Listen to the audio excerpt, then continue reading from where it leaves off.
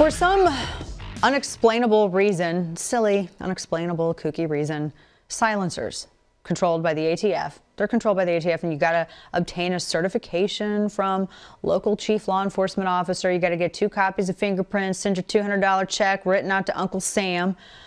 All of that for a silencer. Do you know, by the way, hunting in Europe, it's considered rude if you do not have one. Now, contrary to popular belief, silencers used in James Bond movies or in John Wick, that's not actually how they function. They don't make the gun go pew, pew, and sound like a laser.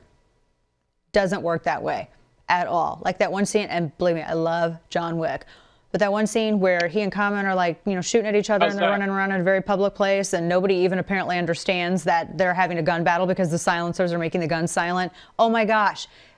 If you've ever used a silencer, you know that that's not what it does. Even with the silencer, the sound of gunfire is measured still at 130 decibels. So it's like an unsuppressed sound of a chainsaw, or actually it's like standing in front of concert speakers. Senator Mike Lee, the man taking the lead in this fight, said this about his efforts, quote, "Suppressors can make shooting safer for the millions of hunters and sportsmen that exercise their constitutional right to use firearms every year. The current process for obtaining a suppressor is far too expensive, burdensome.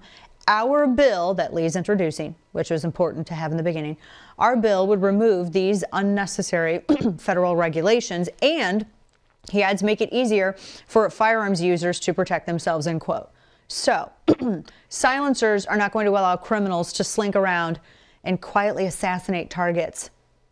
It's not how that works, nor is that actually even the primary use of silencers. It's literally to protect the hearing of the users.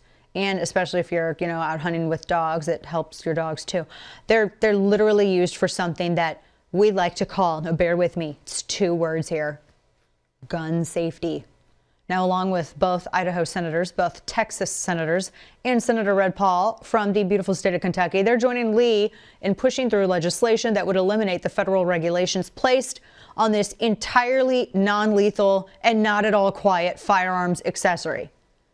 I mean, this is common sense gun safety, guys. We'll be keeping our eye on this one.